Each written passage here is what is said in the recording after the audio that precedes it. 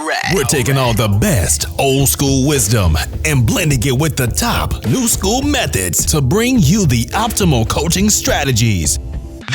This is the 80-20 Baseball Podcast with Coach Bo.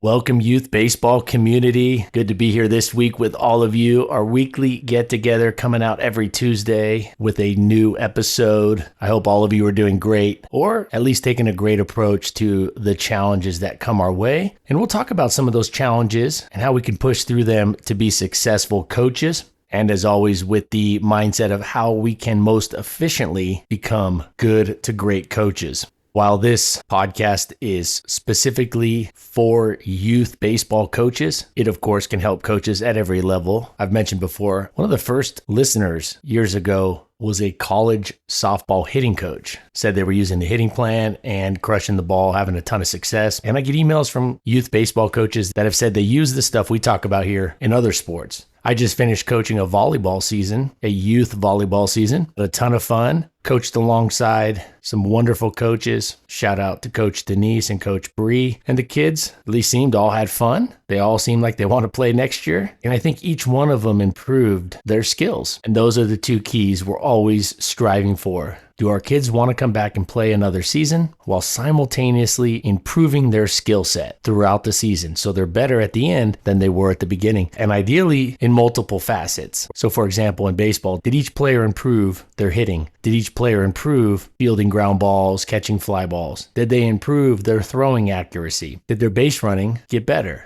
Did they show at least some growth in all those areas? And do they want to play next year, next season? And from there, because they keep showing up and they keep wanting to play and they get a taste of success with regard to their skill set, they're going to be there so we can keep coaching them up. And there's going to be more buy-in because they're having a taste of success. And then we can continue to mold them into better human beings, which at the end of the day is the only sure outcome that we should be striving for long term. What do I mean by that? But let's say 10% of youth players play college ball, give or take. Almost 100% will become adults and use the skills that we can teach them through the game of baseball, through the vehicle known as youth sports. So we should keep that in mind when we roll out there every practice, every game. 11 out of those 12 kids, they're not going to get a scholarship out of it or get a contract out of it professionally. But 100% of the kids, if everything plays out as it should, will become adults. So if we focus on just getting our kids good at baseball only and sacrificing the opportunities and not taking advantage of the opportunity to build up better teammates,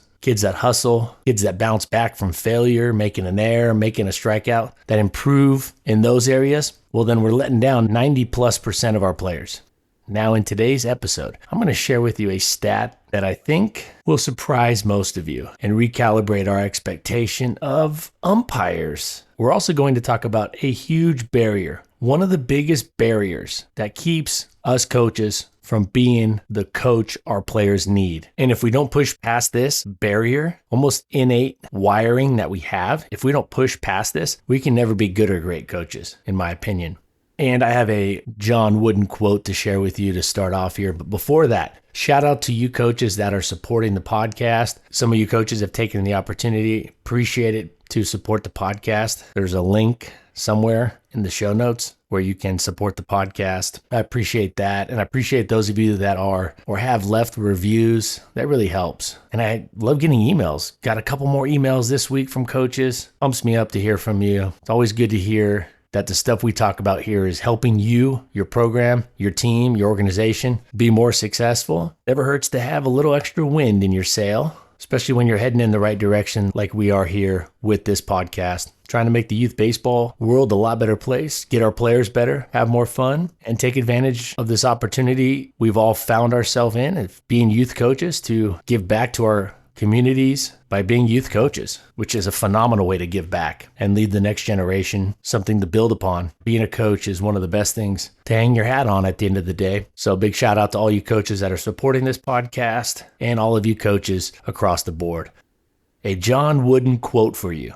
A coach's primary function should be not to make better players, but to make better people. End quote. Coach Wooden won more championships than most of us will coach seasons. And he knew that if he coached up his players to be better people, along with having good practice plans and skill development plans, the rest would take care of itself. And it did. So John Wooden said, quote, "A coach's primary function should be not to make better players, but to make better people." End quote. Now, he's not saying we shouldn't make better players. It just shouldn't be our primary function, but definitely one of our priorities. He's just making sure that we understand the order. And that's where experience comes in any area of life. The listeners of the show come from just a wide variety of industries for work, backgrounds, places you live, states you live in, countries you live in. What experience does, and this is something that I think about when I see all this new school baseball come into play, the coaching methods, young coaches. Having more experience gives us or gets us closer to having 20/20 vision when it comes to prioritizing. So a young coach may have just as many ideas. A younger coach or a newer coach may have a lot of great ideas. What I think separates newer coaches and younger coaches from the experienced coaches, those who've been around the game a long time, is the ability to understand the impact of each action, whether that's allocating practice time, whether that's our coaching message to our players, our priorities, and anything we're doing in life get clarified through experience. For example, if I was working with a new pitching coach, somebody who's 25 years old, and then I talked to a pitching coach who'd been doing it 40 years, and I had them list out the different parts of the delivery, the pitching delivery, the different phases of the kinetic chain that the pitcher moves through from start to finish. I think a 25-year-old coach with no experience and a 65-year-old coach with 40 years of experience, my guess is they'd be able to list out the different parts fairly accurately, both of them.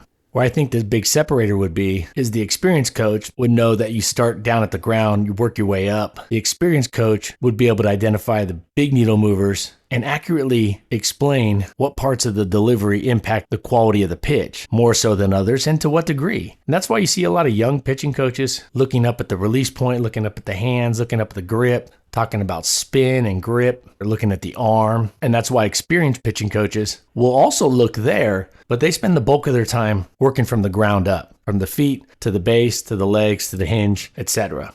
So, always good to hear a Coach John Wooden quote. We haven't had one of those in about a year, and I don't think we could call ourselves an official coaching podcast if we go more than a year without a Coach Wooden quote. Interesting fact about Coach John Wooden, the legendary UCLA basketball coach. He coached baseball. He was a baseball coach at Indiana State. In fact, he was a big fan of baseball. So there's a connection there. And I'm sure if Coach Wooden went into baseball, he would have won his fair share of games because he started with those first principles of coaching humans.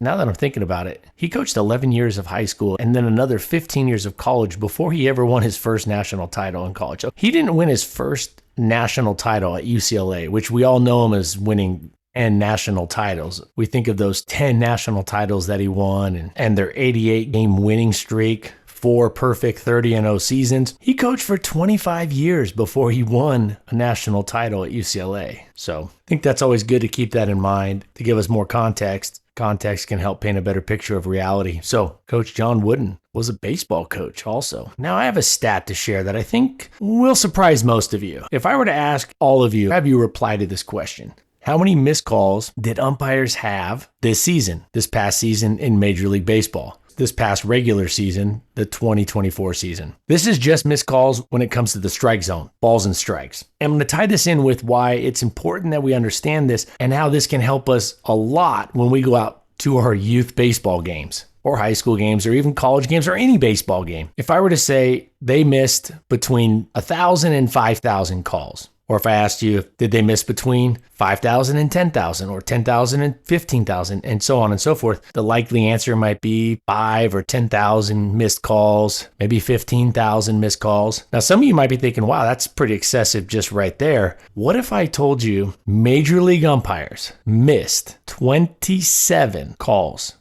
Oh, did I say 27? I meant 27,000. Oh, wait, there's more. 336.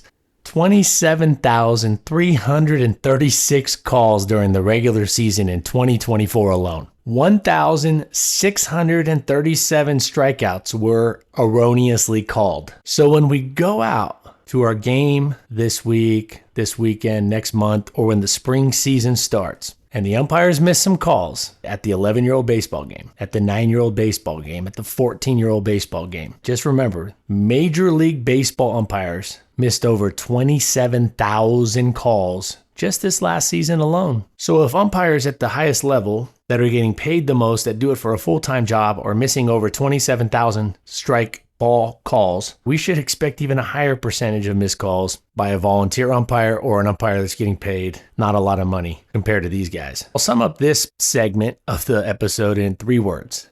Expect bad calls. Expect bad calls. You'll know you're in the right headspace when a bad call happens and you don't flinch. Your surprise level is really close to 0. I've laid out in past episodes a 2-step approach to handling bad calls, and you can go back and listen to that. I've talked about it a few times over the years. But step 0 to that 1 and 2-step plan of how to handle umpires and how to handle bad calls, step 0 should be expect them. Expect them. Now, I do lay out, like I mentioned, a plan to address those bad calls if we feel like they can be switched, or if we feel like the umpire could see that they made a mistake and within the rules change their call. We talked about that. You can go back and listen to those episodes, as I mentioned. But I'll leave it at this: 27,336 missed calls on strikes and balls alone at the highest level. And that number comes from the umpire auditor at umpire auditor on X. There was a little side joke on there about Angel Hernandez. Some of you know who Angel Hernandez is. He's well known as the worst umpire the game has seen of recent, and he got canned halfway through the year. So had he not got canned, which that's pretty hard to get canned as an umpire. I remember years and years ago somebody saying the strongest union in the world is the Major League Baseball Umpire Union. It's hard to get canned as a Major League umpire. Now, of course, if you go to his bio page or his Wikipedia page or whatnot, it's going to say he retired. He didn't retire. We all know he didn't retire. So imagine that 27,336, that could have been, well, it could have been even higher if Angel Hernandez didn't get canned in the middle of the year. Now, I won't miss those bad calls by Angel Hernandez, but I'm going to miss, for the last 2 or 3 years, one of the best Halloween costumes, as many of you have probably seen, is Angel Hernandez. A kid dresses up as an umpire. On the back of the umpire jersey, it says Hernandez or A. Hernandez. And the kid's walking around with a stick like a blind person. And he essentially goes trick-or-treating, mimicking the movements of a blind person. So one of my favorite costumes of all time. So I'm a little worried that's going to fade out. A little worried that's going to go away, kind of phase out, like the Reebok pump shoe that I love so much. I feel like it's going to phase out and we won't see it much in the future. And I always get a kick out of that Halloween costume. So I guess it's a trade-off. The calls will get better. The Halloween costumes may get worse. We shall see.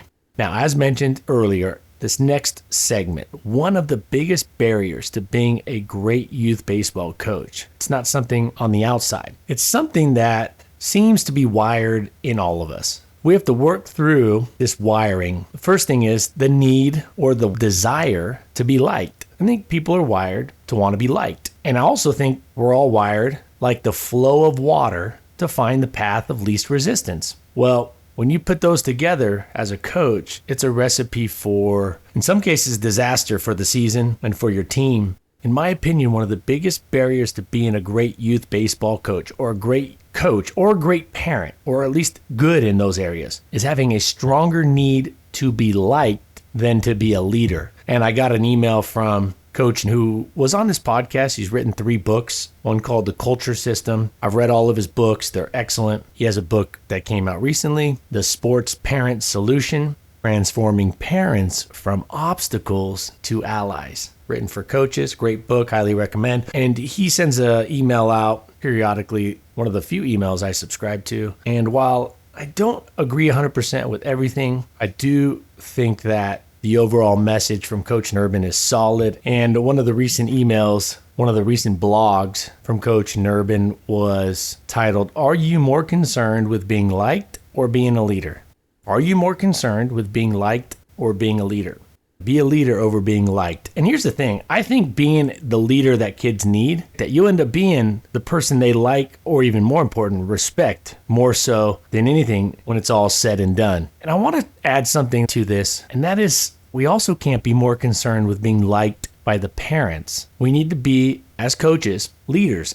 As parents, we need to be leaders. We need to lead our kids, our players in the right direction and trust the things that we know to work, the things we've laid out in the last 256 episodes of this podcast and the dozen articles and videos over there on the website. We need to stick to the first principles of being a good leader, of being a good parent, and be less concerned with being liked. Because at the end of the day, if we stick to those things that we know are best for the kids, we will truly be liked when it's all said and done by anybody that's reasonable and looking at it honestly. Now, this doesn't mean we yell at our players. This doesn't mean we talk down on our players. We should always respect our players. We should treat them fairly. I'm not a fan of yelling. I'm not a fan of the dictator approach, not one bit. But we have too many adults, in my opinion, trying to be liked by kids and teenagers. You know what kids like? And they definitely won't always advertise this. They want a leader who's strong, who respects them, who's fair, but does the right thing, that instills some discipline, that enforces the expectation that kids are going to hustle, that kids are going to treat each other respectfully, that the dugout is going to be left cleaner than you found it. They're going to respect a coach that squashes trash talk. They're going to respect a coach who doesn't promote whining, because at the end of the day, the product will speak for itself. And the product is a great team culture that the kids at the end of the day will know is getting them better and taking them in the right direction and pushing them in a direction that makes them better, even though most kids want the path of least resistance. They want the ice cream, not the asparagus. And I think that as a coaching community, and I see it all over the place in teaching, and I see it out at the park as a parent, I see too many adults, and I've been guilty of this from time to time, trying to serve up ice cream all the time to our kids. I use that as food example because it's something that all of us have probably seen. It's easy to get our kids to eat cupcakes and ice cream. That takes no effort. There's zero resistance there. But when we need to get them to eat an orange, an apple, some carrots, there can be a lot of resistance, and probably for most kids, and thus most families, most parents, there's a decent amount of resistance. They need those vitamins a lot more than they need that junk food. And they need a coach who's going to lead them, who's going to instill discipline, because discipline equals freedom, as Jocko Willink, the famous Navy SEAL, says. And until we fully understand that discipline is the path to true freedom, we're never going to serve our players at the level that we can and should. Many youth coaches, when they get in, want to be liked by the kids. They want to be liked by the parents more than they want to be a leader that the kids, the players, the team needs. So if in doubt, be more interested and more driven by being a high quality leader than by being liked by everyone or having everybody like everything you decide to do. And that's usually a red flag. If there's never any pushback from your players, if they have open arms for everything you want to do as a coach, that's usually a red flag. Now, the great coaches, the really highly skilled coaches, can develop a team culture where kids are open-armed to the things that they need, like discipline. And that takes time, but that's the ideal place to get to. All right, always great being here with all of you. Next week, I have the top 5 X coaching posts of the month.